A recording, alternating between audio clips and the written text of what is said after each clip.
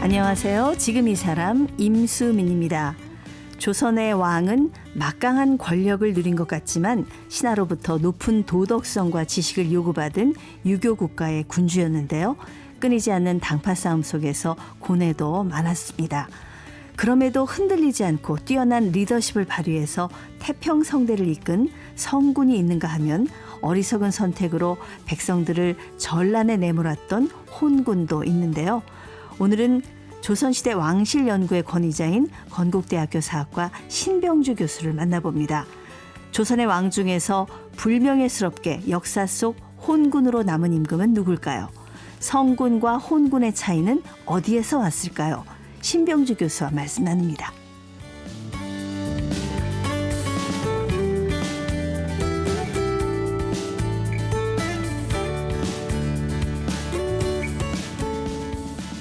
네, 역사학자시죠. 조선왕조 전문가이신 신병주 교수님을 모셨습니다. 안녕하세요. 예, 안녕하십니까? 네. 조선왕조 전문가시잖아요, 교수님. 아마 머릿속에 조선왕조실록이 통째로 들어가 계시지 않을까. 몇 번 정도나 이렇게 그동안 보시고 연구하고 하신 것 같습니까? 사실 뭐 통째로 요즘은 AI가 통째로 들어가게 하죠. 근데 그렇죠. 뭐 예. 저는 그 실록의 뭐 주요 내용들은 한 번씩 쭉 뭐 훑어보는 그런 정도고 네. 사실 이제 제가 또 이런 연구하는 분야라든가 필요한 상황일 때 요것을 이제 찾아보는 거죠. 네. 그러면서 이제 자연스럽게 또 연결을 시키다 보니까 뭐 자연스럽게 전체적으로 이런 조선 왕조의 뭐 흐름이라든가 실록에 기록된 이런 내용들은 또 파악을 하고 있고요. 또 제 직업상 그래야 저도 네. 또 이렇게 뭐 전공자로서 뭐 이런 생활을 영위할 수 있으니까 불가피하게 어떤 면에서는 또 이 실록을 계속 이제 공부하고 예. 또 연구하고 활용을 할 수 하는 그런 뭐 입장이다 이렇게 뭐 이야기할 수 있습니다. 그 실록은 정사잖아요. 그렇죠. 예. 정사인데 사실은 많은 분들이 좀 재밌어 하는 거는 뭐 왕비 얘기, 뭐 그 참모들 얘기 여러 가지 그 야사 부분을 예. 특히 좀 많은 분들이 좀 흥미를 갖고 보시는 것 같아요. 이 실록의 정사는 남아있지만 이런 야사 같은 기록은 어디서 주로 찾으십니까? 그 시대도 이런 네. 여러 가지 요즘도 우리 뭐 소위 말하는 뭐 언론이라든가 이런 뭐 방송 쪽에 네. 이외에도 뭐 또 소위 말하는 요즘 같은 뭐 유튜브 같은 데서 뭐 엄청 뭐 이런저런 이야기들 쫙 가십거리들 많이 등장하는 것처럼 그렇죠. 그 시대에도 이제 그런 그 당시에 전해지는 뭐 야사들만을 모아서 쓴 책들이 꽤 많아요. 네. 뭐 연려실 기술이라든가 어우야담이라든가 예. 그래서 우리가 흔히 알고 있는 뭐 여러 가지 좀 흥미로운 이야기들은 그런 네. 기록에 역시 나오는 내용들이고 그럼 과연 그 기록들은 정말 진짜일까? 네. 이런 부분들은 그 자세히 그 행간을 잘 읽어봤을 때 정말 그 시대 그 떠도는 이야기지만 그 소위 팩트도 있고 뭐 그야말로 요즘 표현으로 하면 카드라 통신도 있고 네. 그래서 이 역사학자의 역할이 중요한 게 그런 부분에서 이게 어디까지가 정말 진실이고 어디까지는 너무 이제 과장되고 정말 좀 황된 이야기다. 이런 것들까지 이제 좀 잘 구분해 주는 게 역사학자의 임무다. 이렇게 네. 볼 수 있죠. 그러니까 물론 실록이 정통성이 있긴 하지만 또 역사라는 게 어떤 승자가 쓴 기록이다 네. 보니까 사실은 야사도 같이 이렇게 보는 게 좀 더 정확하지 않을까 싶은 생각이 전 들거든요. 그렇죠. 보완되는 자료는 분명히 네. 있을 수 있죠. 이 아무래도 그 조선왕조실록과 같은 정사들은 그 또 그 당시에 그 사관들도 역시 그 집권 세력의 그 사관들이고 뭐 가능한 객관적으로 쓴다고 하지만 어느 정도의 그런 정치적 입장이 개입되지 않을 수가 없는 거죠. 네. 그런 그 이면에 또 뭐 여러 가지 그 당시에 뭐 여러 가지 정황이라든가 또 뒷이야기 같은 거 네. 이런 것들은 또 분명히 이제 야사에서도 참조할 부분이 있으니까 요것들을 잘 적절하게 조화시켜 나가고 예. 이게 정말 이 야사도 떠도는 이야기지만 그 내용에 가능성이 있다라고 했을 때 이것을 어느 정도 이렇게 그 정황이라든가 이런 분석 같은 거 예. 이런 것들을 잘해줘야 된다는 거죠. 우리 교수님은 혹시 조선 왕조의 임금 중에서 가장 닮고 싶은 임금, 가장 성군이라고 생각하는 예. 임금. 그래서 우리도 어떤 보통 분이시- 이렇게 예. 역대 뭐 우리 뭐 대통령이 새롭게 이제 취임하거나 이랬을 때 대부분 이제 닮고 싶은 왕으로 항상 거론되는 인물이 세종하고 정조예요. 그렇죠. 또 이분들이 뭐 여러 가지 그 뭐 성과도 많이 냈고 또 무엇보다 중요한 게 뭐 지금도 우리 민생 이 강조하지만 결과적으로 이 민본에 되게 신경을 썼던 왕들이거든요. 네, 그래서 네. 이런 왕들을 당연히 이제 뭐 요즘에 그 정치 리더들은 당연히 벤치마킹할 필요가 있고, 그리고 특히 뭐 세종과 같은 왕은 이 사실 우리 훈민정음 창제한 것도 네. 결과적으로 이제 백성들을 좀 편안하게 해줘야 되겠다라는 이런 취지가 가장 컸던 거거든요. 네.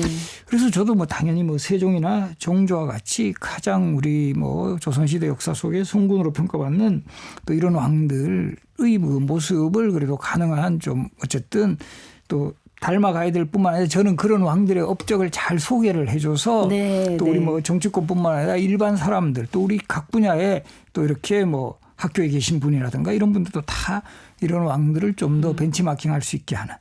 거기다가 저도 이제 나이가 드니까 좀 닮고 싶은 대표적인 또 왕은 누구냐 하면 네. 조선의 최장수 왕이 영조거든요. 예, 가장 83세. 오래 사시고 예. 집권도 오래 하셨죠. 그러니까 직권은 뭐 모르겠는데 일단 오래 살았다라는 네. 점에서는 83세면 요즘으로 치면 100세 시대를 열었던 예. 분이고, 또 다행히 승조원 일기 같은 기록에는 영조의 장수비결이 다 나와요. 보면 뭐 고추장 즐겨 드시고 보리밥 네. 즐겨 드셨고 뭐 타락주, 그리고 그렇게 건강검진 열심히 받으셨어요. 네. 한 달에 11번꼴로.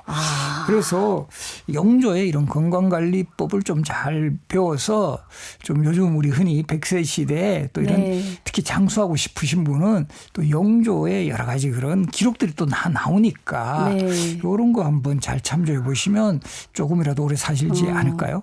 그것도 중요하겠네요. 왜냐하면은 세종대왕이나 정조가 조금 더 오래 사셨으면 더 이 나라가 풍성하고 더 많은 업적을 세우지 않으셨을까 이런 생각이 좀 그렇죠. 들거든요. 그런 아쉬움도 있죠. 이분들이 네. 뭐 한 5년 10년만 더 네. 제의했더라면 하는 그런 아쉬움, 그런 점에서 우리 또 이런 요즘과 같은 100세 시대에는 또 영조의 장수법도 한번 네. 잘 배워둘 필요가 있다는 거죠. 우리가 어진 임금을 성군이라고 하고 반면에 좀 어리석은 임금을 혼군이라고 하더라고요. 예. 이번에 우리 교수님께서 이런 좀 어리석었던 왕들의 얘기를 모아서 책을 내셨어요. 성군과 혼군의 나누는 기준, 네.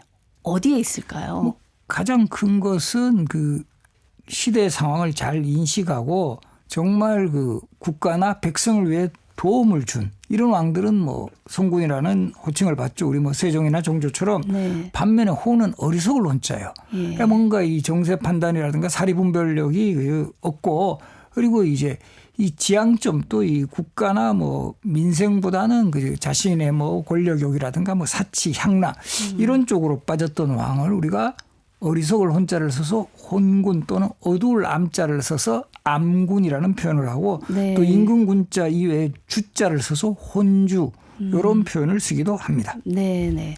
그러니까 우리가 이 혼군에 대해서 좀 자세히 알면은 반면교사 삼아서 고기를 피해가면 되는 거 아닙니까? 예. 근데 사실 군주도 중요하지만 군주 옆에 어떤 사람들이 있느냐, 그 참모들이 어떤 사람들을 참모로 쓰냐가 너무나 중요하지 않습니까?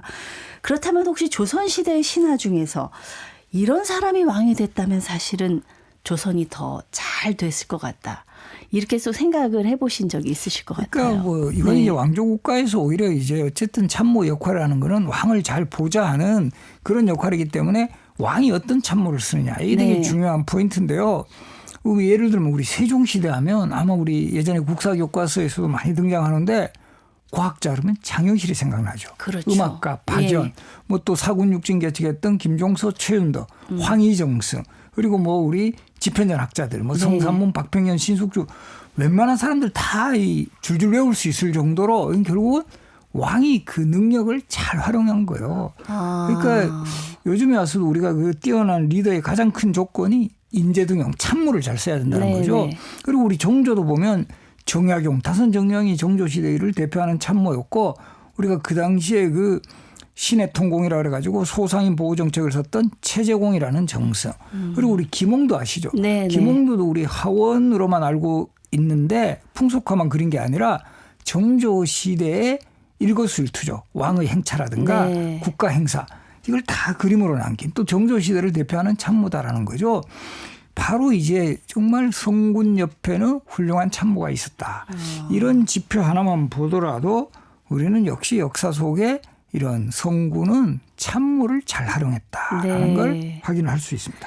사실 어떻게 보면 그 시절에만 훌륭한 인재 참모가 있었던 게 아니라 그걸 잘 알아보고 썼기 때문에 그 사람들이 그렇죠. 또 빛을 발하게 된 그러니까 거군요. 장현 씨 예. 같은 사람은 사실은 신분이 그 천민이에요. 어머니가 부산 동래원의 관청에서 일하는 기생이면 신분이 되게 낮음에도 불구하고 네. 정말 그 능력을 보고 발탁해서 최고의 과학자로 만들어줘. 결과적으로 이런 리더의 안목이 뭐 시대를 불문하고 중요하다라는 거죠. 내 진영에 있는 사람만 갖다 쓰는 것이 아니라 고루고루 인재를 정말 참신한 인재를 등용할 줄 아는 이 능력 이게 최고 아니겠습니까? 그렇죠. 이 대표적인 게 우리 세종이 네. 황희정성은 원래 세종은 세 번째 아들이잖아요. 네. 원래 이 적장자로 그 지명이 됐던 양녕대군이 워낙 이제 문제를 일으키니까 결국 세자의 자리에서 쫓아내고 세 번째 아들 충녕을 세자 즉 후계자로 삼을 때 황희정승이 반대를 해요. 네. 그러니까 이 태종이 열받으셔가지고 황희정승 유배 보내거든요. 그리고 이제 세종이 왕이 오르니까 황희정승 입장에서는 내가 저렇게 반대했던 사람이 왕이 됐으니까 나는 이제 뭐 정치 인생 끝났다. 이렇게 생각하고 있는데 불러주는 거예요. 아. 그 능력을 보고. 네. 이 당신 같은 그런 재상 필요하다. 그러니까 이 황희정승이 세종시대에 정말 최선을 다해가지고 그 세종을 돕는 뭐 감동적인 장면들이 나오는데 대표적으로 황희정승이 이렇게 업무를 보실 때 한쪽 눈 감았다가 한참 뒤에 반대편 눈 감아요. 그 사람들이 이상하잖아요. 왜 어르신은 한쪽 눈 감으셨다가 또 반대편 눈 이렇게 번갈아 가면서 하십니까 하니까 이렇게 늙은 나를 왕께서 일하라고 부탁을 하셨는데 내가 눈이 다 보이지 않으면 돕지를 못하지 않겠느냐. 한쪽 눈을 내가 이렇게 보호하기 위해서 일하는 거다. 다 이런 이야기를 해요. 네, 자신을 믿어준 사람을 위해서 어떻게든 최선을 다해서 일하겠다. 바로 이런 점이 뭐 최고의 시대라는 세종시대를 정말 만든 원동력이었다는 거죠. 저는 그 조선시대 가장 뛰어난 정승이라고 하는 황희정승이 그 세종의 집권을 반대했었다. 그렇죠. 원칙이 어그러지면 안 된다는 거죠. 장대상 소리. 그거는 굉장히 또 신선한 얘기입니다. 예. 그러면서 이제 세종이 이 황희정승을 반대하는 사람들의 의견을 딱 누르고 등용하는 데는 저런 내용도 나와요. 저 황희정승은 저울과 같은 존재다. 네. 균형 감각이 있다는 거죠. 정치적. 네. 바로 지금의 시대에도 상당히 필요한 그런 인재라고도 볼 수 있죠. 자신을 반대했는데도 그렇죠. 등용한다는 네. 거는 이게 보통 또 결심이 아니거든요. 그러니까 황희정승은 더 열심히 일할 수밖에 없는 거예요. 그리고 사실 그 그렇습니다. 아까 말씀드렸던 이 눈 감았다 번갈아 이게 시력을 회복하는 거에 대해서 저도 궁금해가지고 여러 안과 전문의 선생님들한테 다 여쭤봐도 의학적으로는 아무 근거가 없다. 의학적으로 근거가 없지만 감동을 준다는 거죠. 그 마음인 거죠. 예, 내가 임금께 또 나라를 위해서 봉사하기 위해서 내 몸을 내 눈을 그만큼 소중히 한다. 그렇죠. 예. 반대로 말이죠. 그 최악의 참모, 최악의 신하.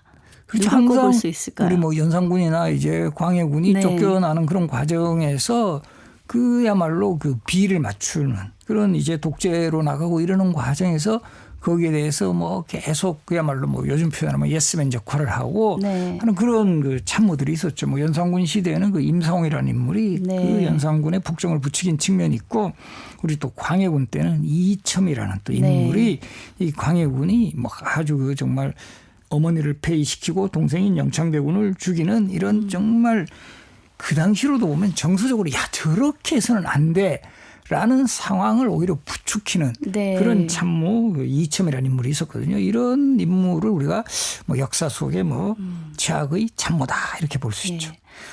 왕이 그 충신과 간신을 좀 제대로 보는 눈만 있었으면 그런 역사적인 비극들은 없었을 텐데 말이죠. 네. 인재 등용 가장 중요하고 또 이 어리석은 임금들 혼군들의 공통점은 이제 간신을 썼다는 거. 그래서 그밖에 또 어떤 게 있을까요? 예. 그러니까 홍군들은 일단 가장 문제가 정세 판단이 뛰어나지 못하죠. 네. 이 상황 파악이 잘 안 된다는 거죠. 그래서 이 연산군 때도 우리 시대에 이런 그 인재를 등용해서 이렇게 해야 된다는 것보다 왕이 먼저 이제 뭐 사치하고 향락을 즐겨버리고 그렇게 돼버리면 그 이후에 그 밑에 있는 신하들도 그대로 따라간다는 거죠. 네. 마찬가지로 이제 그 홍군들, 광해군 같은 경우도 거의 이제 그 독단적으로 너무 측근, 가장 또 공통점은 자기 말만 듣는 네. 측근만 등용한다는 거. 그러니까 이 반대하는 사람은 이게 거슬리거든요. 네. 아니되옵니다. 통촉하여 주시옵소서. 그런 소리 하지 마. 이렇게 된 왕들 바로 이제 이 공통적으로 혼군이라고 부를 수 있습니다. 네, 그 측근들만 등용을 했을 땐 물론 본인의 수족같이 움직여주는 건 있지만 잘못된 걸 바로잡아줄 그런 방법이 없는 거죠. 이 조선시대 혼군에 대해서 이렇게 저술을 하시면서 이제 대표적인 혼군들을 이제 4명을 꼽으셨더라고요. 예. 먼저 첫 번째로 이제 연산군에 대해서 저희가 얘기를 안 해볼 수가 없는데 요즘 말로 치면 조선시대 최초로 탄핵을 당한 거죠. 맞습니다. 네. 그래서 이 앞에서도 잠깐 언급했지만 반정, 바른 것으로 되돌린다. 이게 바로 그 우리 지금 현대사에 있어서 이 탄핵하고 이제 비슷한 행위인데요. 그래서 이제 그 연산군이 뭐 어떻게 보면 최초로 이제 반정에서 쫓겨난 왕이었고 그 뒤를 이어가지고 바로 이제 그 광해군. 네. 그래서 조선에서는 2번의 반정이 있었습니다. 연산군은 성종의 아들이잖아요. 예. 어머니가 이제 사약을 받아가지고 돌아가시고 그게 임금이 되고 나서 어머니에 대한 원한이 사무쳐서 이렇게 근데 사실은 그런 건가요? 제가 이 책에서도 조금 언급했지만 예전에 뭐 야사나 뭐 이런 것도 드라마 같은 거 할 때는 좀 극적인 장면을 연출하기 네. 위해서 연산군이 막 어머니 죽음의 그런 그 상황을 알게 되고 분노하면서 뭐 대표적으로 우리 금삼의 피해와 같은 우리 박종화 선생님 소설에서는 이 피 묻은 배작산 보고 막 분노를 해가지고 거기서부터 이제 광적인 그런 그 뭐 독재가 이루어졌다. 근데 사실 이미 연산군은 왕이 될 때 상황을 알고 있었어요. 왜냐하면 아버지가 돌아가신 후에 성종의 묘지문이라가 이제 무덤에 쓰는 이 글을 쓸 때 바로 이제 그 왕비 즉 어머니 이야기를 하면서 윤기견의 딸이다 이렇게 되어 있는데 사실 연산군은 어릴 때 패비윤 씨가 쫓겨나고 난 후에 계비로 돌았던 정연왕후 윤 씨라고 네. 이분의 뭐 요즘으로 치면 양자로 들어가 있어요. 네. 그러니까 처음에는 그렇게 알고 있었던 거예요. 어릴 때는. 그래서 이 정연왕후는 윤호라는 사람의 딸이거든요. 근데 어머니가 윤기견의 딸이라는 게 이게 도대체 뭐냐 하니까 이제 그때 알게 된 거예요. 네. 그래서 사실 이미 연산군은 왕이 되었을 때 이미 어머니가 사역을 받고 쫓겨난 사실은 알았던 거죠. 그러다가 이 상황을 훗날 이제 그 갑자사가 일어나는데 1504년 연산군이 왕에 오르고 난 후에 10년 후에 이때 이 내관을 터뜨린 그 임사홍이라는 인물이 어머니 패비윤 씨의 죽음에 관계된 요즘으로 치면 블랙리스트가 공개되고 이 과정에서 결국은 이제 그 소위 갑자사가 일어나는 거죠. 그러다 네. 보니까 어떤 측면에서 보면 연산군은 자신의 이런 독재 권력을 강화하는 과정에서 조금이라도 자기에게 거슬리는 인물들을 제거할 그런 어떤 그 수단만을 노리고 있었는데 이 사건이 이제 포착이 됐다 이렇게 보는 거죠. 그러니까 사실은 정적을 제거할 필요가 있는데 어떤 명분이 된 거군요. 그렇죠. 예. 그 과정에서 이제 어머니 죽음이라는 게 다시 한번 거론되면서 이 과정에서 바로 우리 어머니 죽인 놈들 다 나와. 네. 이렇게 해서 엄청난 그 정치보복이 이루어졌던 겁니다. 근데 연산군의 어머니였던 그 패비 윤 씨가 성종의 얼굴에 상처를 입혔다고 쫓겨나고 사약을 받잖아요.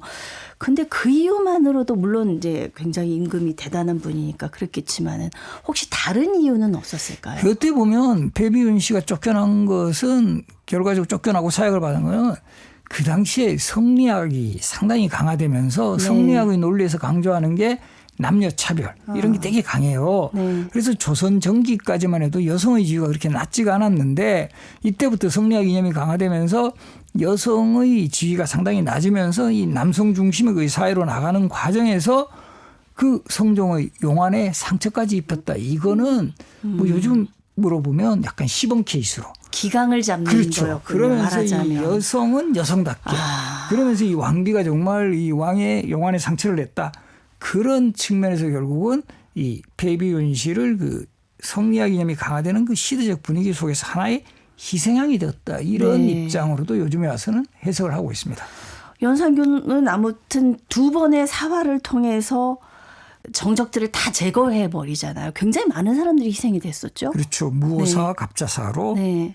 그러면서 이제 뭐 이들은 정말 어떤 측면에서 보면 특히 갑자사 같은 경우는 그때 그 패비윤 씨의 죽음에 관계된 사람 이외에도 연산군의 이런 독재라든가 이런 데 방해가 되는 거슬리는 세력들을 대거 제거하는 네. 그래서 이때 특히 살인파들이 네. 이 살인파들은 본격적으로 이제 뭔가 이런 연산군의 그 독재에 대해서 뭐 비판 의식이 강했던 이런 세력들이 대거 이제 정치적으로 희생을 네. 당하게 됩니다.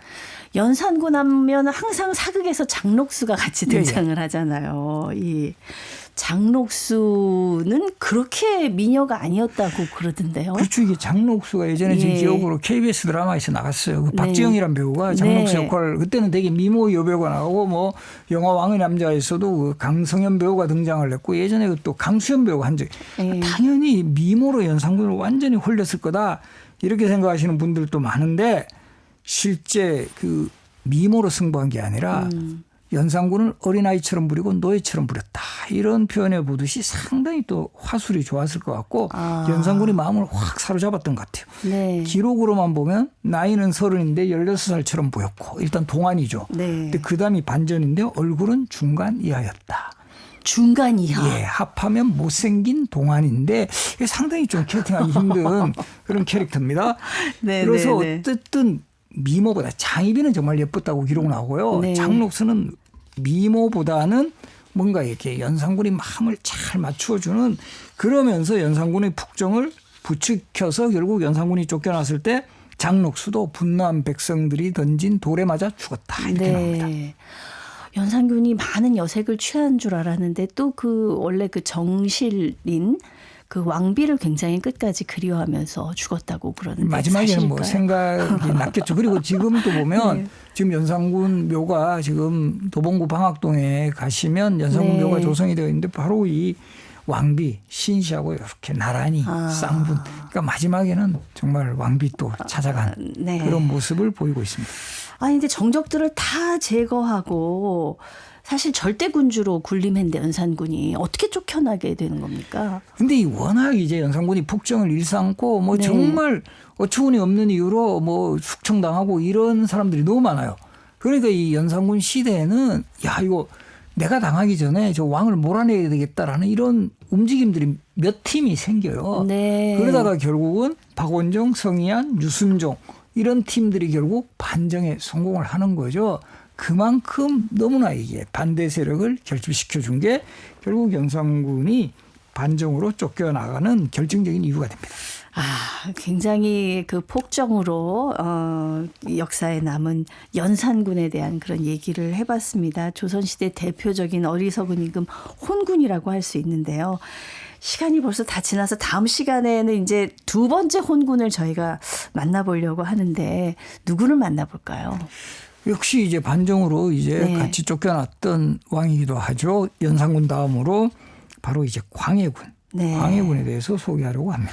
광해군은 사실은 평가가 엇갈리잖아요. 개혁 정치의 어떤 표상처럼 이렇게 평가를 받기도 하고 또 폭정을 한 임금으로 평가받기도 한 것 같은데요. 그렇죠. 이 광해군은 초반에는 그래도 상당히 개혁 정치를 많이 해서 뭐 대동법을 실시한다라든가 허준으로 하여금 도기보감을 편찬하게 하고 임진왜란 이후에 이제 그 즉위한 왕이니까 그 전쟁의 그 상처가 되게 많거든요. 네. 이런 것들을 좀 제대로 수습하는 이런 그 모습도 보이면서 상당히 초반에는 좋은 평가를 받았지만 이제 훗날 계속 이제 몰락해가는 이런 모습을 보이게 됩니다. 안타깝습니다. 초심을 잃지 않고 끝까지 갔다면 성군으로 남았을 텐데 네. 이렇게 역사의 혼군으로 기록이 됐습니다. 우리 조선시대 혼군 광해군 얘기 다음 시간에 다시 한번 모시고 얘기 나누겠습니다. 감사합니다. 예, 고맙습니다. 네, 조선왕조 전문가이신 건국대학교 사학과 신병주 교수와 함께했습니다. 네, 노래 한 곡 들으면서 인사드립니다. 안예은의 홍연 감사합니다.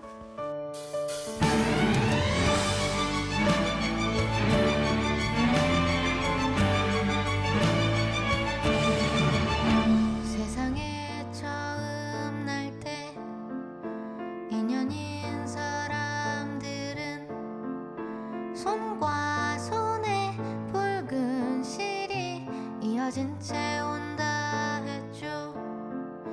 당신이 어디 있든 내가 찾을 수 있게 손과 손에 붉은 실이 이어진 채 왔다 했죠.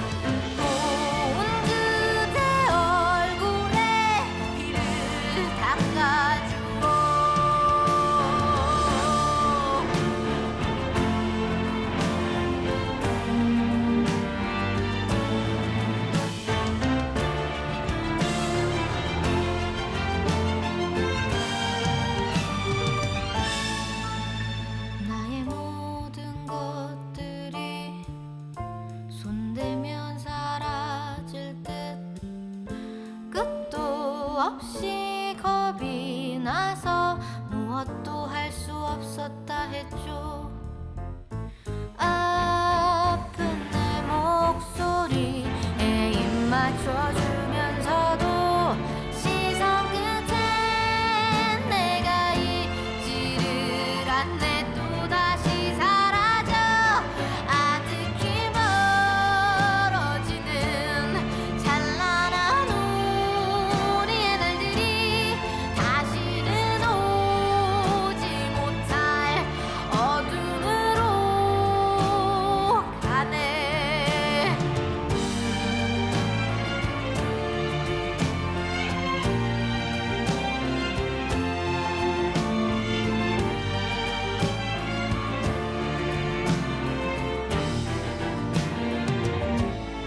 산산이 부서지는